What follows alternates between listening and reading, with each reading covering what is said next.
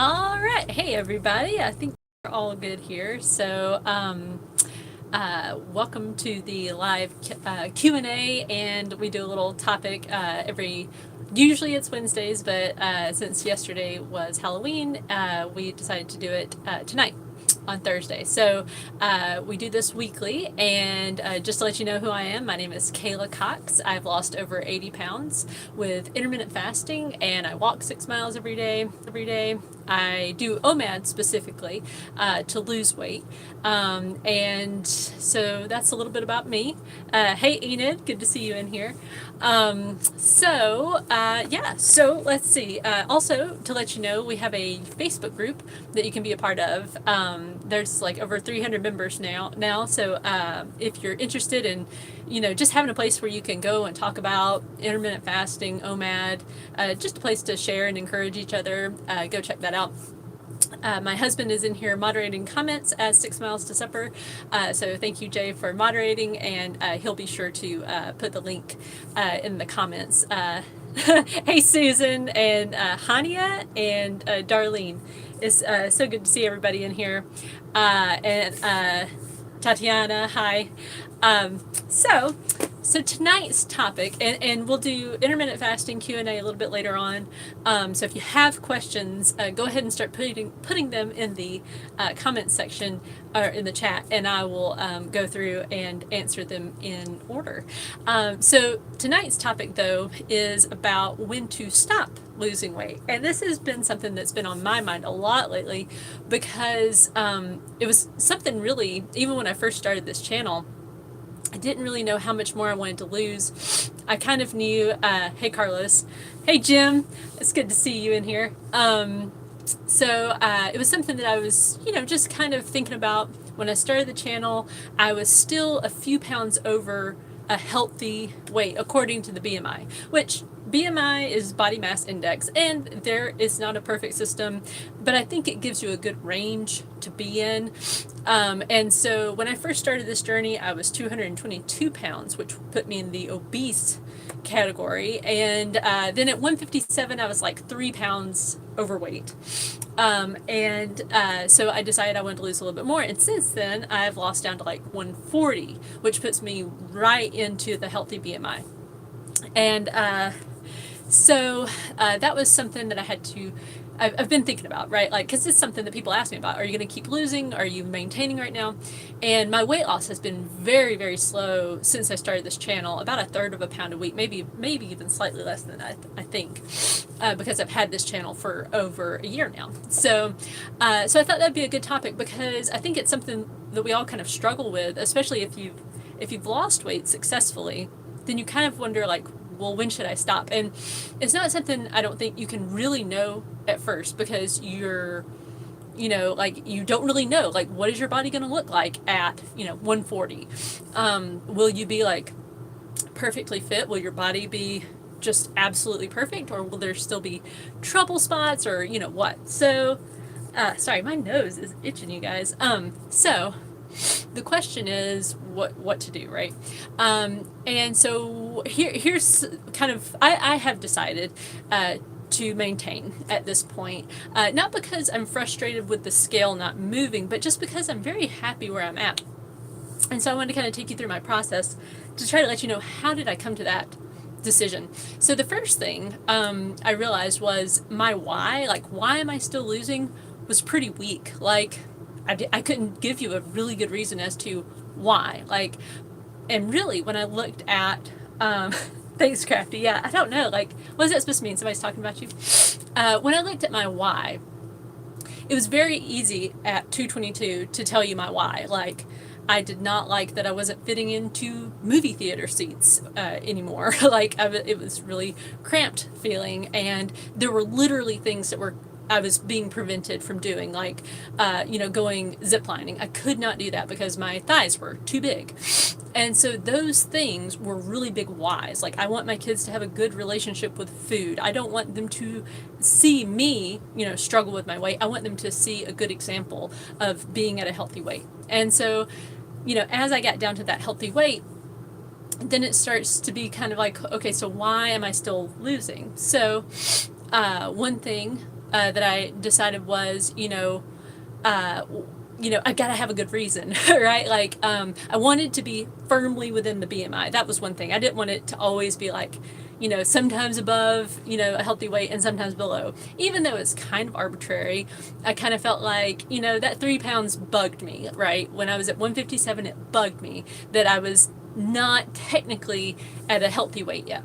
But then when I got into that healthy weight, I will tell you this, like, so from 222 down to 157, there was a major difference in how I felt about myself, how I was, like, wow, I really am motivated to get down to this weight, right? From 157 down to 140, there's been less of a happiness bump, I guess is the best way to put it. Like, I feel pretty much the same at 140 as I did at 157. Like, if I look at pictures of myself, I can see, like, oh yeah, you've lost a bit more weight, but like, it's just not that big of a deal. And so I would encourage you, if you are currently like in that state and you're like, I don't really know if I want to continue losing, think of, like, don't just assume that losing a lot more weight is going to help you feel better. Like, not that I was doing it to feel better necessarily, it was just kind of like, I'll keep doing this.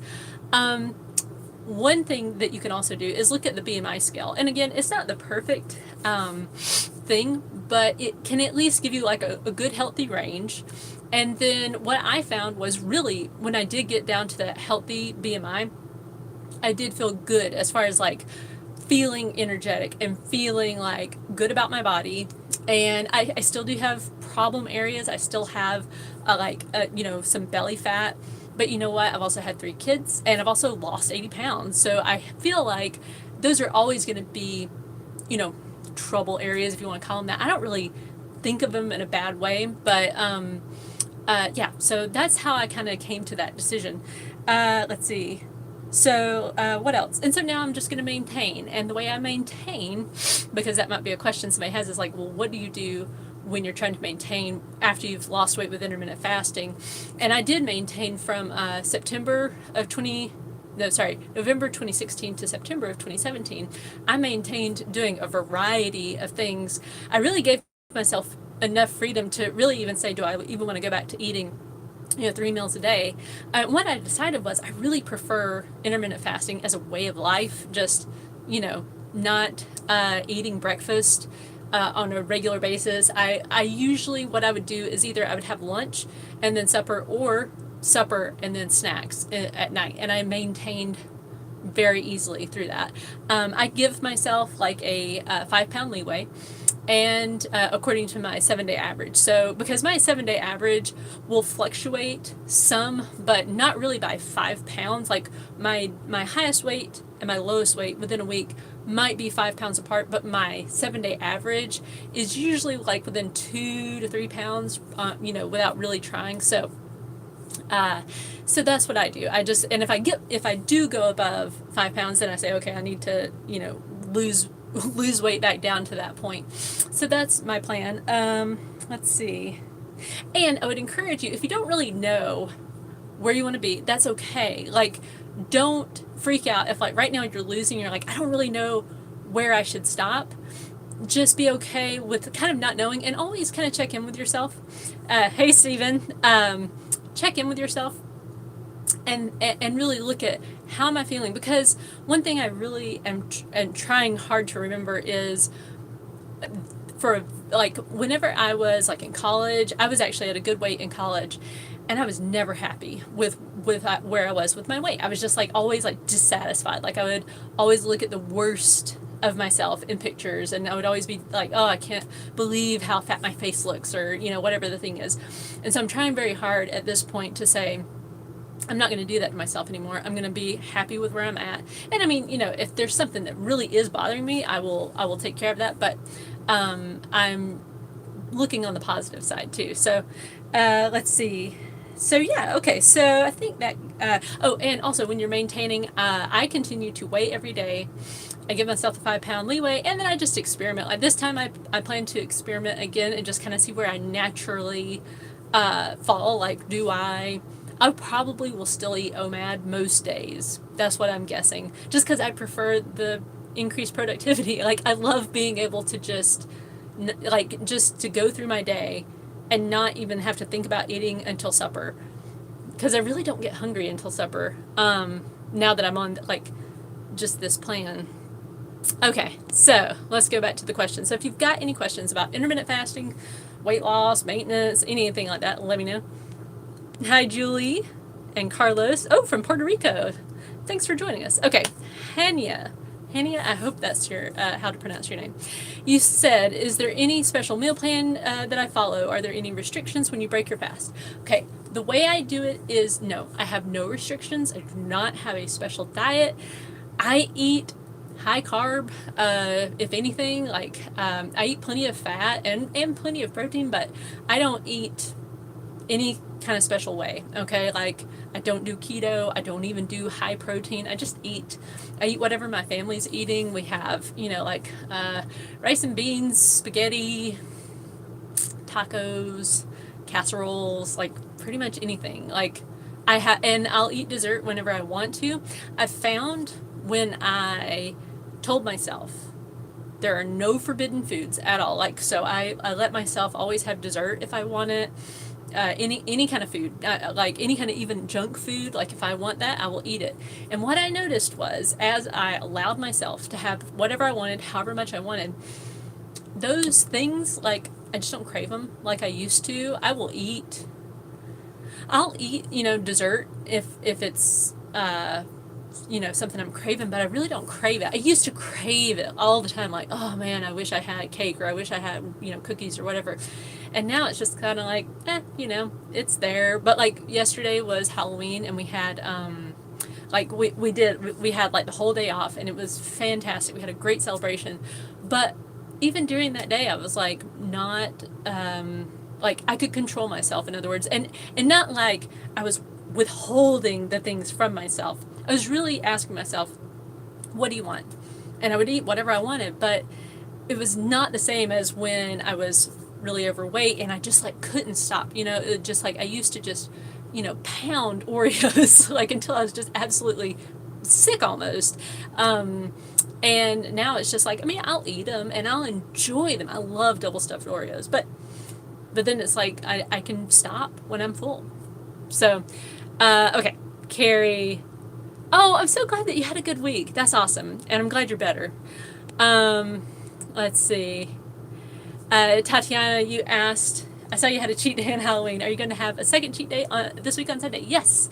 The way I've always done it, just to make it simple on myself and so that I always know what I'm doing, I always take cheat day on Sunday. I've never taken it away from myself. Because I look at that, because what the temptation is there, if you have an off day, to kind of punish yourself and take away cheat day, right? But I just told myself instead, like, I'm always taking Sunday as my day off, cheat day, whatever you want to call it.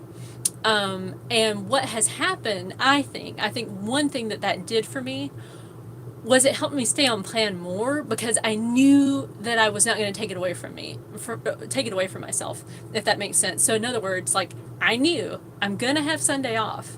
No matter what I do through the week, I'm still going to have Sunday off. And so it, like, kept me more on plan somehow. And again, just always knowing, like, what is my plan? My plan is Sunday is my day off.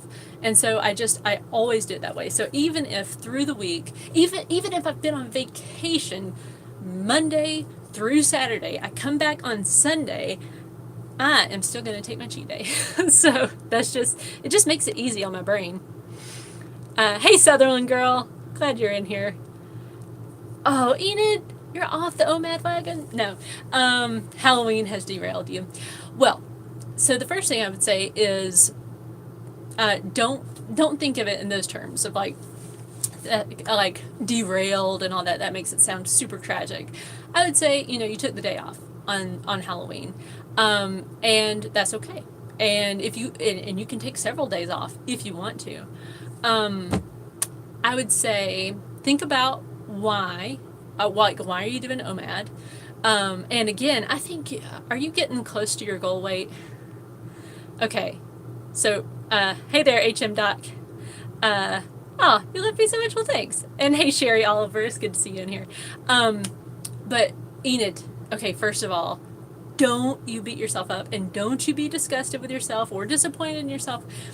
And I would say this is an excellent opportunity right now. You have an opportunity. Anytime you think you've failed at something, I think that's a great opportunity. And you can say, how can I learn from this? So what happened yesterday, right? Like, what was the thing that happened? And that's why I take holidays off. I take pretty much, I'm trying to think of a holiday I don't take off. I mean, like maybe Columbus Day, something like that, where it's like not even really something we celebrate, but like any kind of day where it's special, like Halloween, Thanksgiving, Christmas. Oh gosh, through Christmas, I'm like off plan so many days just because I do the Christmas thing with my family. Like we are gonna bake cookies and I'm gonna eat those cookies. So in other words, I take off the holidays because it's easier. It's easier and it's better. I think, here's what I think. This is just my own opinion, but what I've noticed with myself is it's much better to just go ahead and say, I'm taking off Halloween. Like, I'm gonna take it off. And I did. Yesterday, I took the day off from work and I took it off from fasting, and we sat there and we watched movies and we carved the pumpkin and we made lots of treats and we ate them. And then today I got right back on plan. The Halloween candy did not even like remotely tempt me all day long. The kids had it. It was like scattered around the house. And that's the thing, because yesterday I got my fill. I did the Halloween thing, and now I'm done with the Halloween thing. So I don't know if you allowed yourself to have any freedom yesterday. So maybe if yesterday you didn't plan, or maybe your plan was like, I'm not going to touch Halloween candy, and then you touched Halloween candy, then I think that's an opportunity to learn from that and say, okay, that wasn't, a thing that worked for me. It doesn't work for me to say I'm going to be on plan, and then, and then maybe you went ahead and ate. I'm not sure what happened, but just, it's okay though. Like, just forgive yourself immediately and move on. It's fine. Uh, and Enid, what I do, also, because you're talking about having mini chocolates and stuff, is, because Halloween candy is gonna hang around, and what I generally do is I say, okay, at my one meal, I'm gonna eat the candy if I want some of the candy, and that's what I do, and I just don't feel guilty about it, and it's just part of my plan.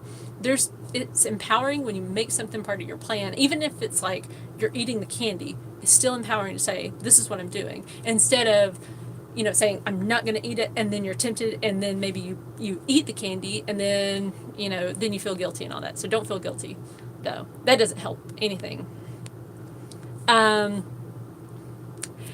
Oh yeah, so Susan, you ate Halloween candy. You ate way too much. You felt ill most of the day, so today was a no-bad day. Well, I'm glad today was a no-bad day. Yeah, I mean, I see. Okay, some people in here are saying throw the candy away. Well, okay. First of all, I don't have a problem with candy, and also, if you've got kids, that's not really a good solution because you can't throw away their Halloween candy. Or I mean, I guess you could, but I'm just like, to me, I would much rather my kids learn how to function around candy than to never have it in the house, and then when they grow up, they just pound it all the time.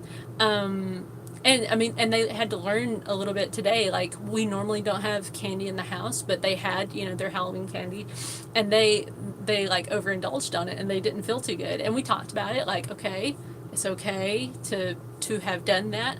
How do you feel? And then, I gave them some tips on, like, okay, here's what I do. I find that I don't do well on straight up candy all day. Like, I need some, like, protein of some sort, or some sort of real food, and and they got the lesson, I think, and it's fine. Chocolate's your kryptonite. Yeah, I had some soda, Enid, on Sunday. We went to the zoo.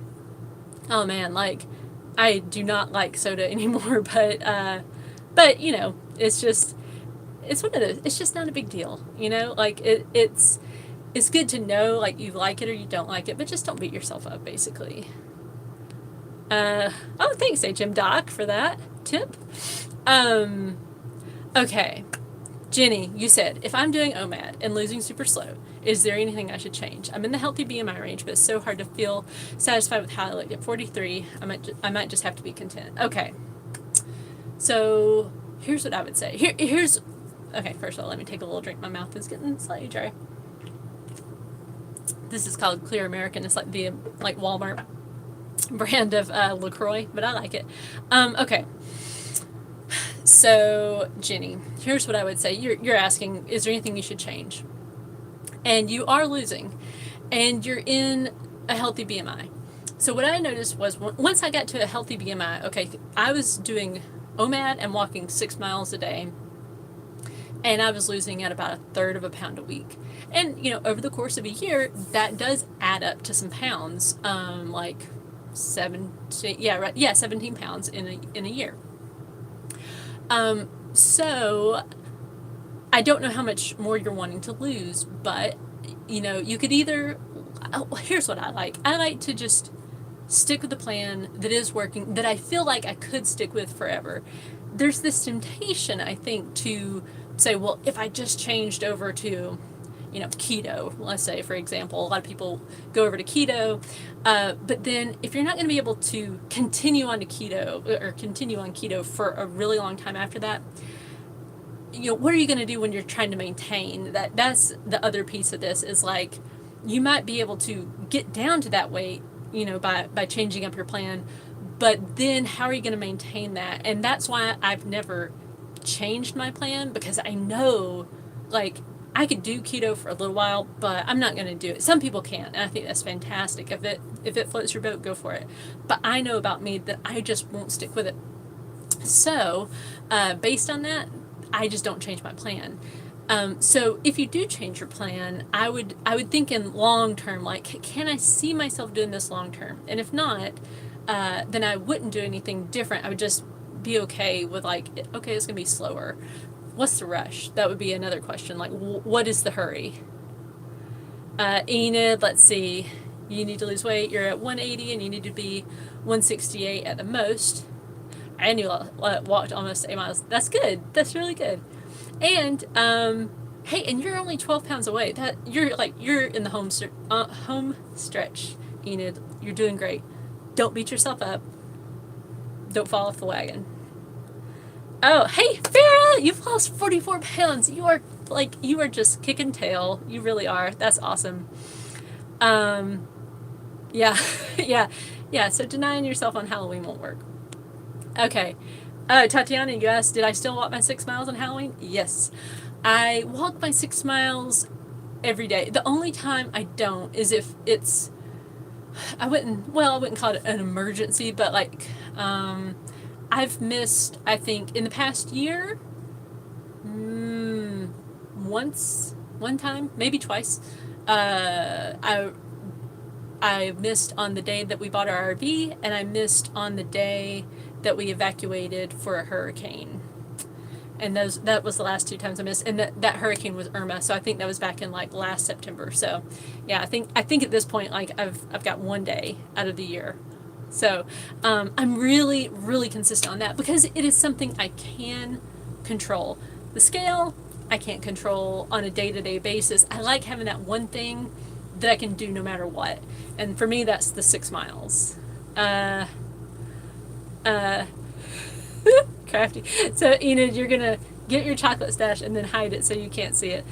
Yeah. And, like, I've got, let's see, my daughter, she gave me this Snickers as some emergency chocolate, because, I've talked about that, like so for my period, my husband will sometimes bring me a candy bar. I haven't had to have one in a really long time, but it was a thing for a while there where he's like, you need to go ahead and eat this. Like, please just eat it and be in a better mood. So, and I would do that, and it would actually work. But with the emergency chocolate, that's been a neat thing for me to see, is like, I can have it. It's here in my drawer. And I don't get tempted by it. I can totally function around it. Like, it's neat. That's a neat thing that intermittent fasting has done for me, is the ability to control myself around, that kind of like what I used to think was like, I mean, there was a time when like chocolate would not last in my house at all. It'd be like, I'm gonna eat it. Like, because what reason did I have to not eat it? But with intermittent fasting, it's like, no, you're not gonna eat it during this time. And then it just gives me more self-control overall. And Enid, you fasted till 2, so that was good. Let's see. Okay, Darlene, you asked, do you take more than one day off for each holiday, like Thanksgiving and Christmas? Okay, so what I do is, for like a day like Halloween, it's the one day off. Because, I mean, there's really no reason for me to be off more than one day. Same thing with Thanksgiving, if it would be different if for Thanksgiving, if like we were at 2 different families, like some people have that situation. Like if I lived in a place where like both sides of the family, like we'd have to go to one place on one day and one place on the other day, then I might take 2 days off. But for like Thanksgiving, 1 day off is plenty for me, because there's just not a whole lot of reason for me to do it any other way, because it just makes sense for that 1 day to be off. Now, Christmas is a different story. Christmas is whenever we do nut rolls. Like we make these homemade nut rolls, and that's like a whole day of just making cookies. And then other times we will do like baking, you know how you bake cookies and stuff like that with your kids, or we'll have like a movie night. And all those times are times that I will go off plan on purpose, and I will not feel guilty about it at all. Now, like, there was one year, I think it was last year, there were a lot of days, like, because we had, not only did we have like the baking days, but we also had like it seemed like a lot of Christmas parties and just get-togethers, and just a lot of off-plan days. And I think that month I gained like 3.2 pounds, and I got it off like the next month. But it's okay with me. I would much rather take those days off and truly enjoy, like guilt-free enjoy my holidays with my kids, and then go back to it and just lose that weight after the holidays. Not everybody's going to have that same kind of opinion about it, but I mean, my kids, they're only going to be kids for a little while, and then, I can be a much better, like OMAD or whatever, when they're grown up and all that. But that's just my take on it. I would rather take that time, be intentionally off plan, because again, it's empowering to intentionally go off plan and say, I'm doing what I intended to do, as opposed to you say, I'm going to be very strict this holiday season, and then you end up going off plan.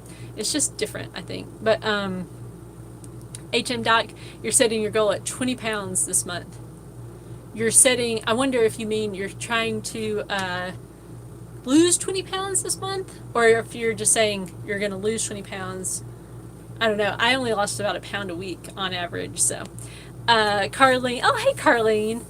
I'm glad you don't do Halloween, so it's almost temptation. Yeah, Thanksgiving. The good thing about Thanksgiving, though, a lot of times is it ends up being OMAD, or at least I think that's the way it's happened. Well, although, no, that's not really true, because when you're cooking all day, a lot of times you're testing stuff, or at least I am. So yeah, Thanksgiving's my favorite holiday, though. Oh, you're hiding it from yourself. Okay, Enid.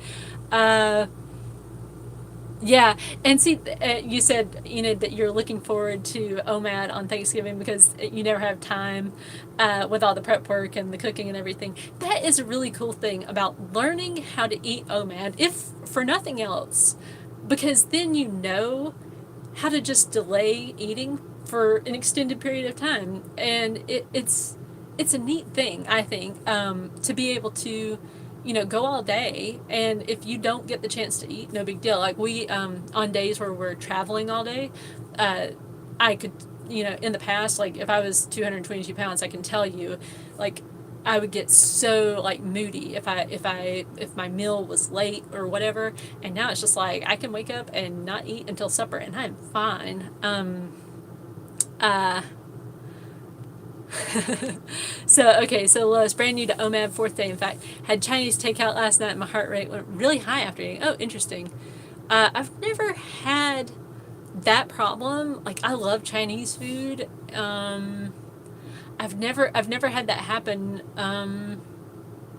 Actually, I've never even had it happen where like after eating I've had a really high heart rate. So I don't know. Like maybe talk to your doctor about that, or I mean, I always say talk to your doctor if you've got any kind of weird symptom like that. But yeah, but also dehydration, that could be a thing too. I do get very, very thirsty after having Chinese food, and I certainly put on the water weight. Woo, like anytime after Chinese, it's like a guaranteed 3 or 4 pound rise the next day. It's crazy. Um, oh, Enid, I need new shoes too. I still have not bought any new ones. I'm so horrible. Like I keep telling my husband, like, yeah, I'm gonna go get some, but I keep forgetting. Uh, let's see. Oh, so Melissa, you have one Twizzler. Oh, Twizzlers. Come on. No, I'm just kidding. I just don't like Twizzlers. Anna, oh, you really like the channel? Well, thanks. Oh, good. So it's your normal way of eating now. Well, that is awesome. And I'm glad that you like the channel. Tatiana, you asked, do you take off days for your birthday, kids' birthdays, husband's birthday? Yes, I do. Yeah, thank you for mentioning that. I take off, yes, for all of those.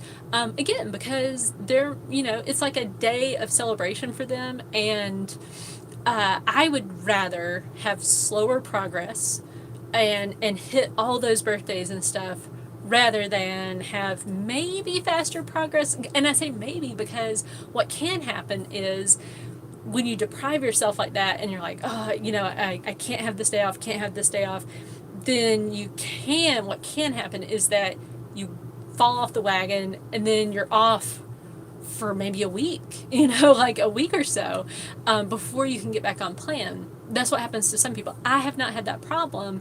I think mainly because I take a weekly cheat day, which has taught me like how to get back on plan. I'm constantly, every week, I'm taking a day completely off and then getting right back on plan. So I think that's what has helped me. Melissa, you asked, how long is your eating window? 1 hour? No, my eating window, when I'm doing OMAD, which again, I'm going to be maintaining from now on, or at least for now. And I may decide later on to lose some more, but at this point, I'm really happy where I'm at. But when I'm doing OMAD, when I say OMAD, I am literally saying 1 meal a day. So the way that looks for me is I sit down with my family. We all sit down together at the same time for our meal. And we sit there and we eat and we talk and we enjoy each other's company. No devices, no TV. Like we're not sitting in front of the TV. We're just talking to each other. And then we finish eating.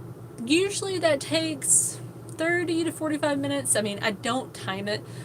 It depends. It depends on how talkative everybody is and all that stuff. And then I get up from the table and that's when I start fasting again. I do not say like it's 1 hour of eating for me. It's just like sit down at the table, eat, get up. Now, I'm not saying that you have to do it that way, but that's just how I do it. In the beginning though, when I was first learning how to do OMAD, I would like say, okay, like I would eat, right? And I would think I was finished eating and then I would stand up because I was really trying to learn, like, am I full or not? And then sometimes what would happen is I would like walk around for a few minutes and I would think, okay, I'm actually still hungry. I would sit down, guilt-free, and eat some more. And that was really when I was first trying to figure out OMAD, like, okay, because you want to strike that balance between completely full but not over full, and not hungry. So it just took some experimentation. Let's see, Enid, I will get nauseous from fasting sometimes, and I drink black coffee and you feel better. Oh, that is weird. That coffee will help you to not feel nauseous. I've never had that happen. Like sometimes if I drink too much coffee, I feel like anxious, but that is odd. Interesting. What? You make a cranberry sauce? Oh, and a cheese sauce. Oh, so you don't have to taste test. Well, Hey, Pat. It's so good to see you in here. Thank you for saying that. Let's see. So, Enid, your heart rate spikes after your OMAD. Okay, so that is interesting. I've just never had that happen, or at least I've never noticed it. So water helps you. That's interesting. I guess it just kind of depends, right, on your body. Melissa, you said when you first began, did you eat keto? That's how you stumbled onto intermittent fasting. No, I had a lot of friends who loved keto, and they were having good results. But I could not do it, and because okay, in 2014, that was when I said, I've got to figure out this weight thing. I cannot do this anymore. I can't be overweight anymore. I just wanted to solve my problem. But I knew I couldn't do another diet. Like, I just knew that about myself. Like, I always go back to eating, cake, cookies, bread. I can do the high protein thing for a while, but it always all comes back, and, or comes back into my life, I should say. So, and I also noticed a lot of people that were on keto were off keto, like they just it didn't seem like a plan that was really sustainable, even to people who said they really liked it. So I said, okay, I'm not going to do keto.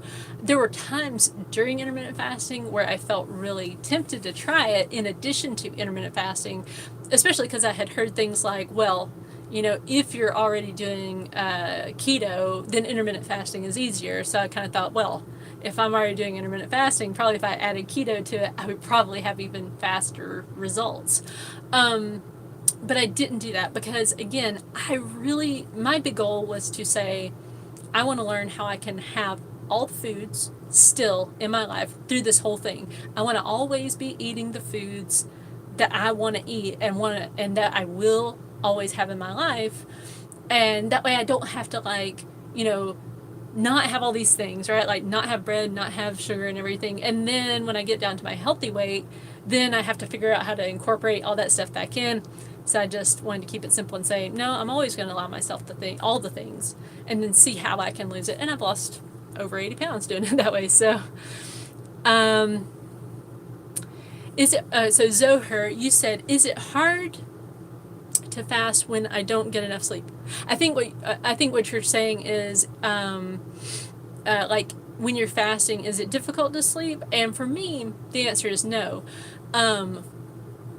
If I eat enough, if I am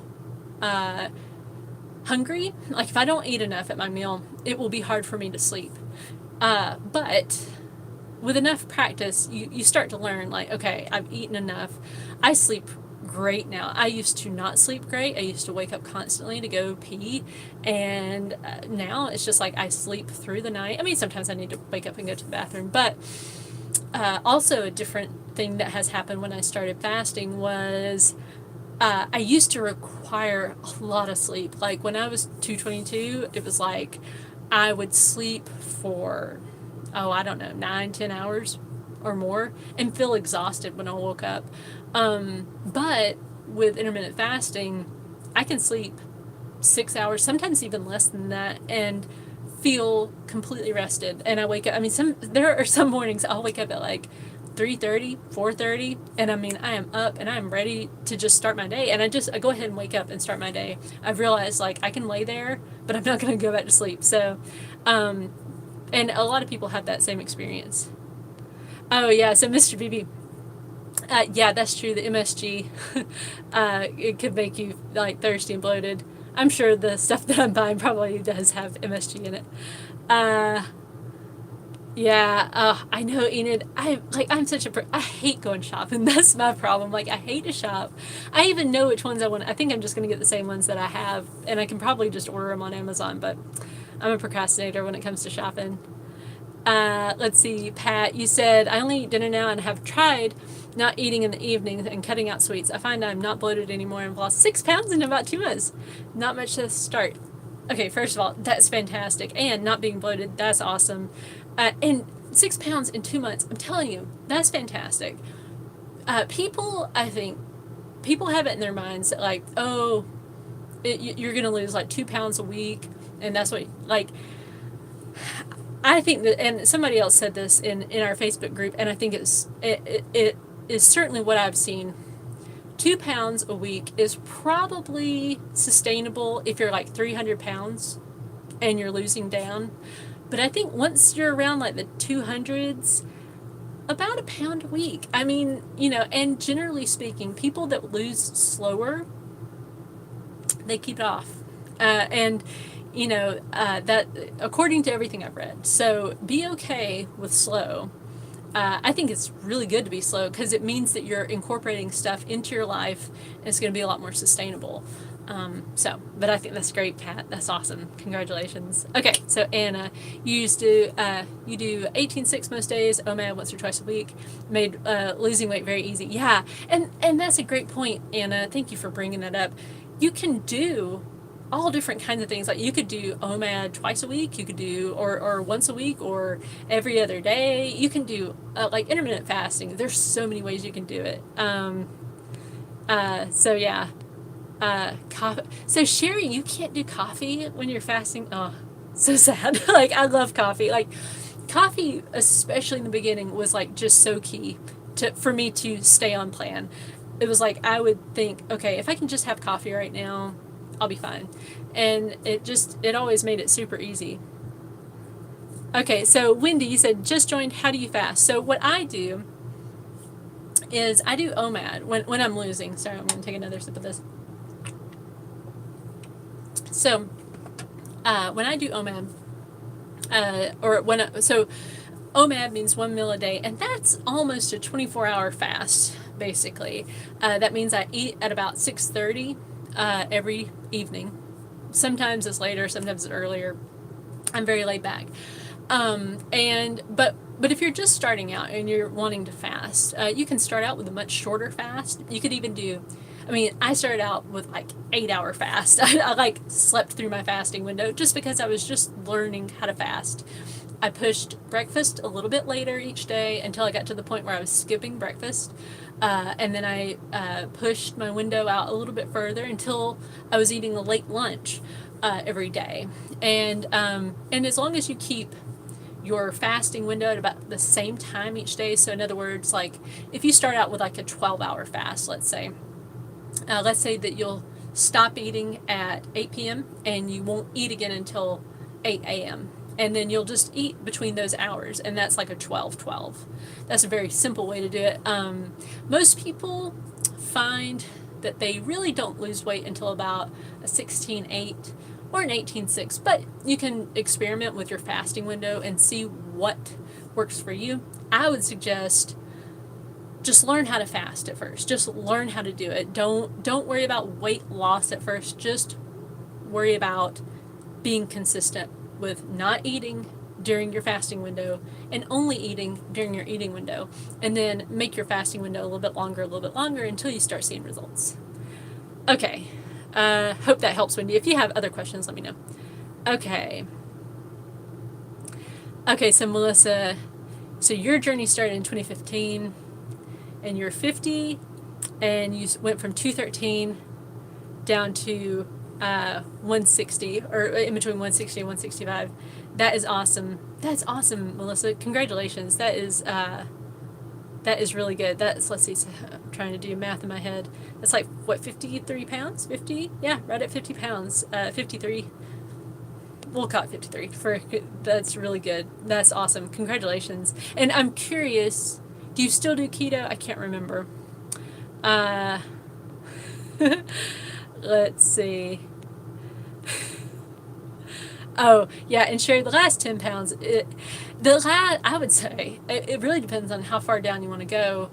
But yeah, really, I think once you get to that normal BMI, and you can, I think my husband linked to the BMI chart, again, it's not the most accurate thing in the world. It doesn't take into account, like, are you muscular or not? And it doesn't even take into account male or female. It's just like a general kind of guideline.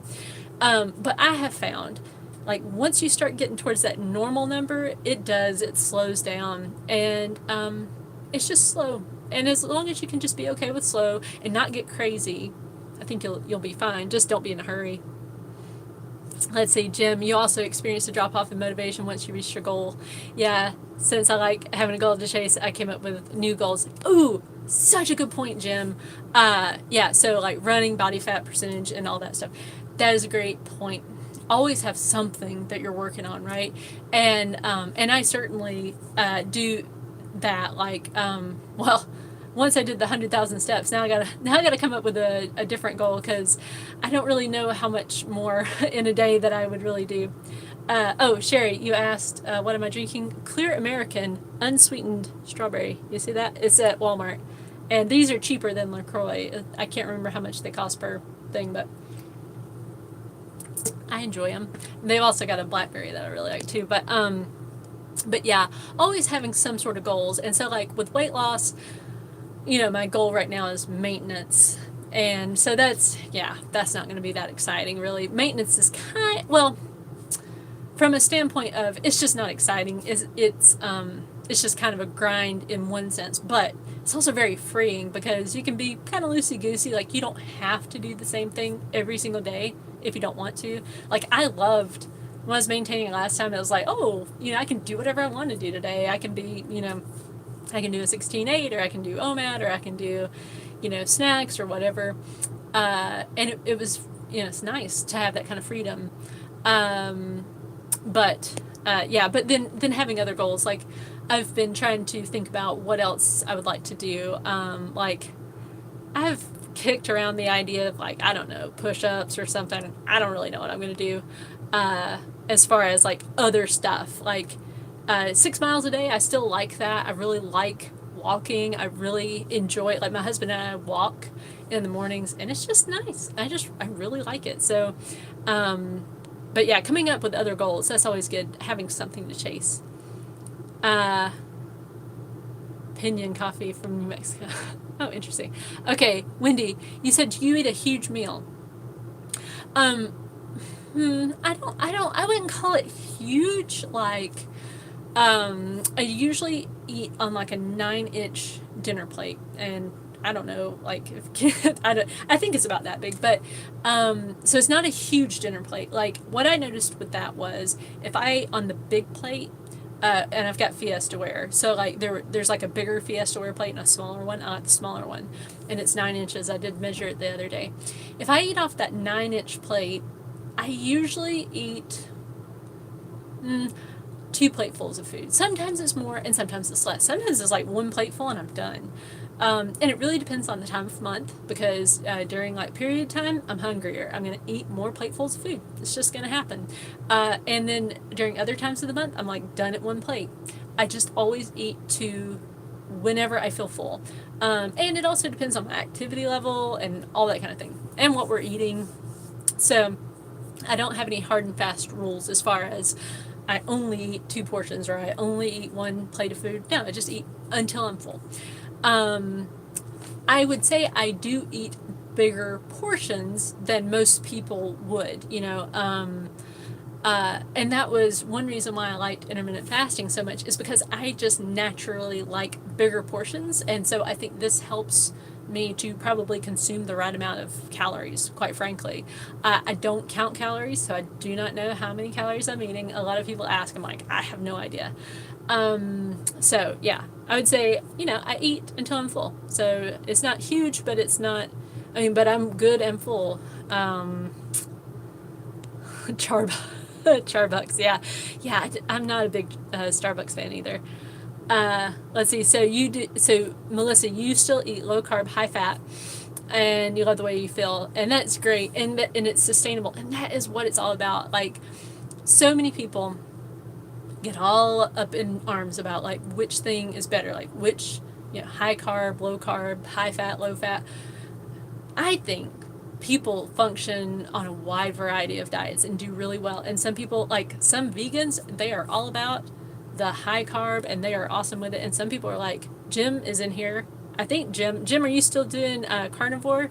He does carnivore, so he's like on the total opposite end of the spectrum, and people are totally doing well on all ends of the spectrum. And if you look at cultures like worldwide, there are some cultures that do like lots of meat and dairy and high fat kind of diets, and they do great. And then you've got other cultures that have, you know, really high carb, a lot of plant-based stuff, and they do great. So I think it's good to just kind of keep an open mind and figure out what works for you. Frugal Smith, I love how you teach to experiment. Since having that approach, I don't get discouraged when the scale goes up a bit or stays the same. Thanks for all you do. Well, thanks, Frugal. Yeah, I think it's so empowering to experiment and just give yourself that kind of leeway to just figure out what works for you. Oh, Enid, I know that is hard. Like, and I totally get where you're coming from, because I remember I had lost 65 pounds and I was still overweight, and it was tough to be like, but I don't really feel overweight still. I felt, you know, like I'm at a good weight, but technically I was overweight. And I mean, you know, at that point, when you get to like 3 pounds, within 3 pounds of like a range of like 40, it's kind of like, you kind of, I think, can say, I feel fine. And I don't feel overweight. But yeah, I'm sorry. I know it just stinks. It's like, you know, come on, I've lost 40. Yeah, so, okay, so you do, dumbbells and hit twice a week. Awesome. Yeah. Oh, so Pat, you do one helping, don't go back for seconds. And I think certainly that's something, yeah, like, especially with the bigger plate, I could only do one. And it might have been psychological too. It might have been like, I want that second serving, like, because I'm doing just one meal a day. But for whatever reason, just having that 9-inch plate, I think helps. But yeah, that's good. And it's good. Like, whatever you come up with for yourself, and you say, okay, here's when I do well. It's great. Let's see. Yeah, Melissa, I love to eat too. And you know, there's nothing wrong with that. And I'm reading this book, and it's older now. It's called In Defense of Food by Michael Pollan.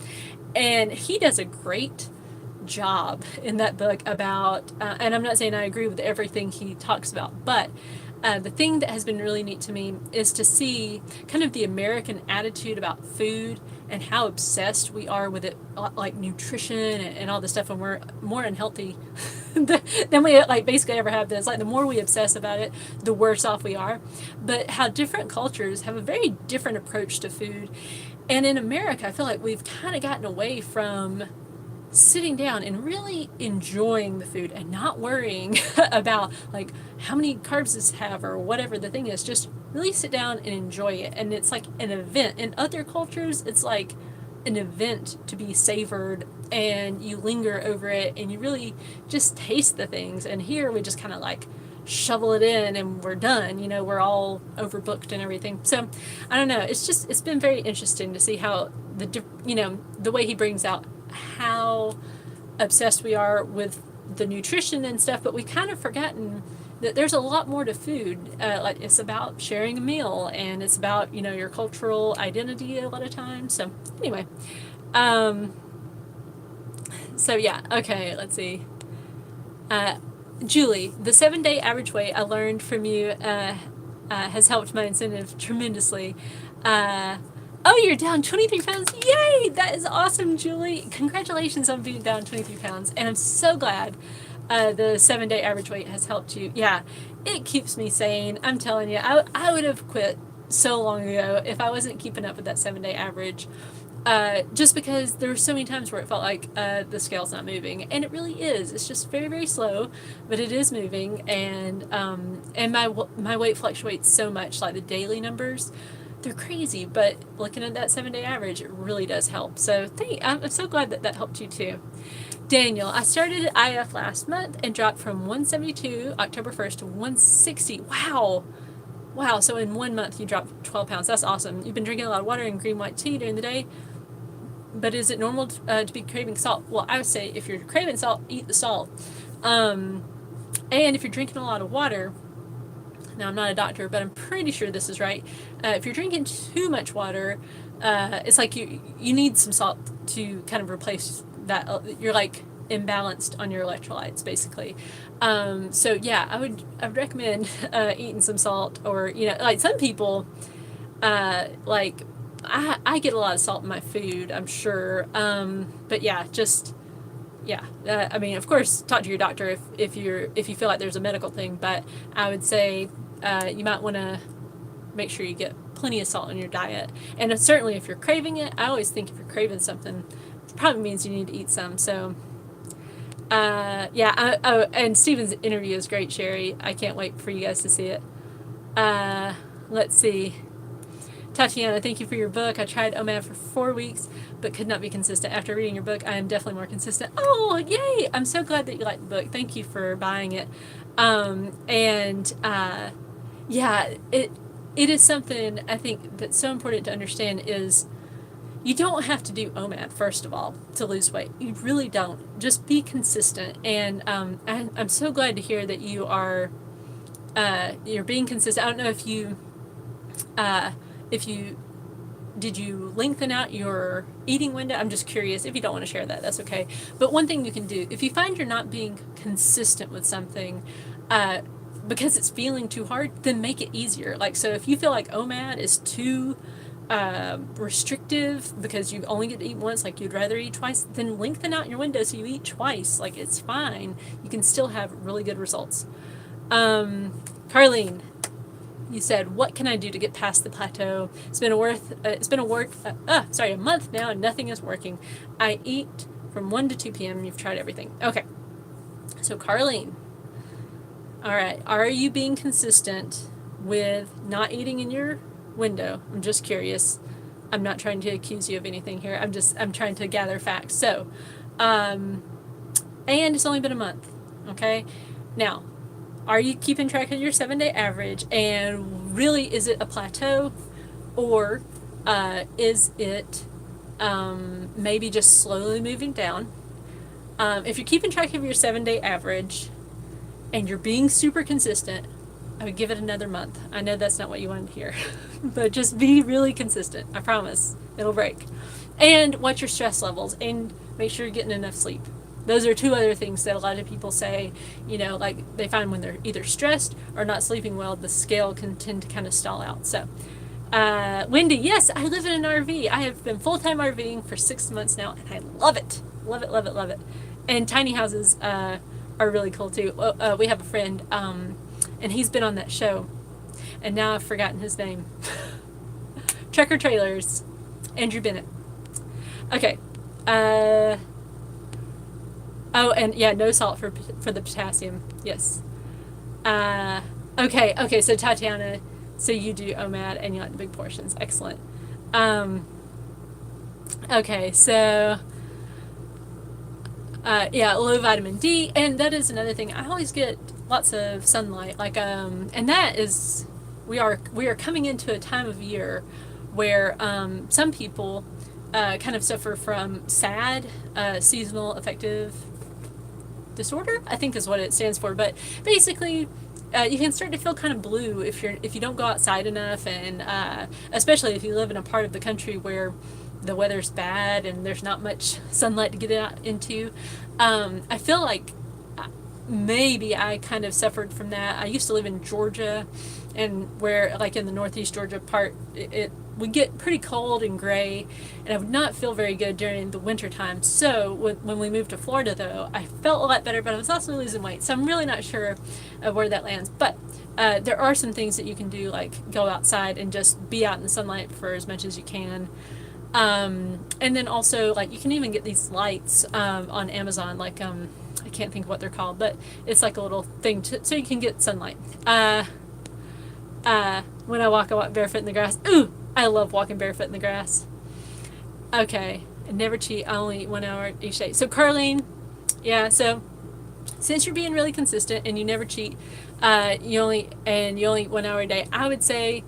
Oh, and are you at a normal weight? Are you still? Do you have weight to lose, or are you getting close to the normal weight? Because it can really slow down. But I would say still give it 4 more weeks, and be super consistent, and all that. Okay, so that is wrapping up this hour. You guys, man, it went by fast. Oh, Wendy, I wonder what part of Florida you're in. So again, thank you guys so much for joining me. If you've not picked up my book, please go pick it up. It details my whole journey, exactly how I lost the weight, all the struggles I went through, and tips, tricks, all that good stuff as far as intermittent fasting. It's called The Laid Back Guide to Intermittent Fasting.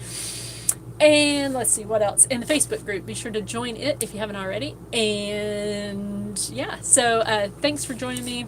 You guys have a good rest of your week, and I will see you guys next week. We will do it next Wednesday at 6 p.m. Pacific, 9 p.m. Eastern. Okay, I'll see you guys later.